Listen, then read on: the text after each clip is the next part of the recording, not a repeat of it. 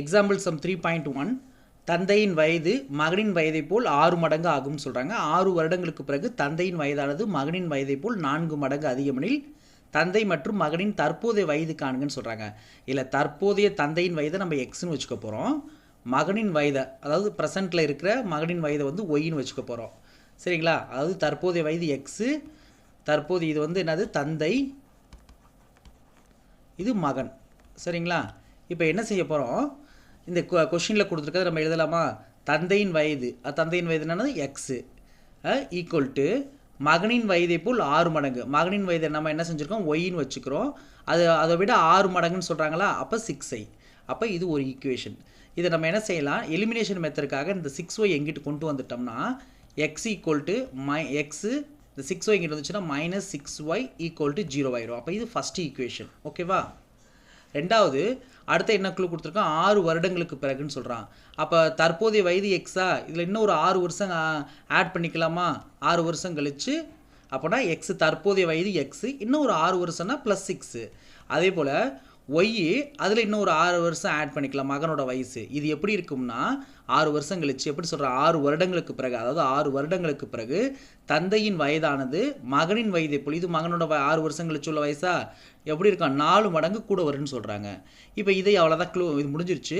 இப்போ என்ன சொல்லலாம், சிம்பிளிஃபை பண்ணலாம். நம்ம இந்த எலிமினேஷன் மெத்தடுக்காக கொண்டு வரலாம். அந்த 4y உள்ளே கொண்டு போனோம்னா 4y + 4 6 24 இருக்கும். இங்கிட்டு எக்ஸ் + 6 இருக்கும். இப்போ எக்ஸ் எல்லாம் ஒரு பக்கெட்டு ஒய் எல்லாம் ஒரு பக்கெட்டு கொண்டு வந்துட்டோம்னா இந்த 4y இங்கிட்ட வந்துடும், 6 இங்கிட்ட வந்துருமா? அப்போ எக்ஸ் - 4y ஈக்குவல் டு 24 - 6. அப்போ எவ்வளோ வரும், 18 வரும். இங்கே எக்ஸ் - 4y இருக்கும். இது செகண்ட் ஈக்குவேஷன். இப்போ நம்ம என்ன செய்யலாம், இது இந்த இடத்துல போட்டுக்கலாமா? எக்ஸ் - 4y ஈக்குவல் டு 18 இருக்கும். இப்போ ரெண்டுமே சேமாக இருக்கா, எக்ஸும் எக்ஸும் சேமாக இருக்கா, நான் சைன் மட்டும் மாத்திரமா? அப்போ ப்ளஸ் இருக்கடா மைனஸு, மைனஸ் இருக்கடா ப்ளஸ்ஸு, ப்ளஸ் இருக்கடா மைனஸ் போட்டோம். இப்போ ப்ளஸ்ஸு மைனஸுக்கும் கேன்சல் ஆயிருமா? இப்போ மீதி என்ன இருக்கும், இங்கே -6 இருக்குது, இங்கே +4y இருக்குது. அப்போ ரெண்டுமே சப்ட்ராக்ட் பண்ணால் -2y ஈக்குவல் டு இங்கே -18. இப்போ இந்த மைனஸ் கேன்சல் ஆச்சுன்னா மீதி y ஈக்குவல் டு 18. இந்த 2 இங்கிட்டு வந்துடும். அடித்தா என்ன வருது, ஒய்யோட வேல்யூ 9 வருது. ஒய்னா என்னது, மகனோட வயசு.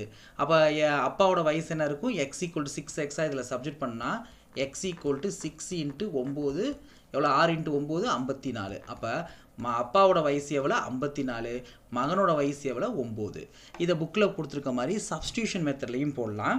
சப்ஸ்டியூஷன் மெத்தட்னா டேரெக்டாக என்ன செஞ்சிடலாம், எக்ஸ் ஈக்குவல் டு 6yன்னு இருக்குது.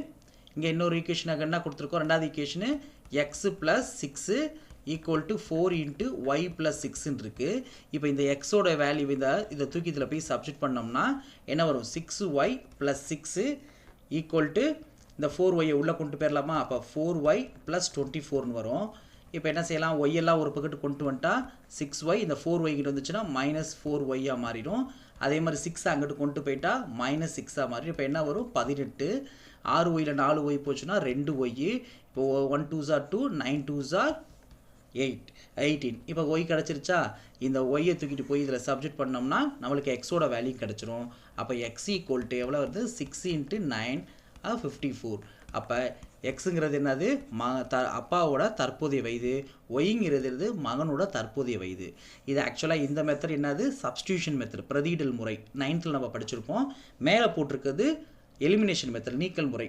இது வந்து எங்கே படிச்சிருப்போம்னா 10th படிச்சிருக்கோம். ஸோ இந்த ரெண்டு மெத்தடில் எது வேணால் போடலாம். உங்களுக்கு எது பெஸ்ட்டாக இருக்கோ அதை போடுங்க. தேங்க்யூ.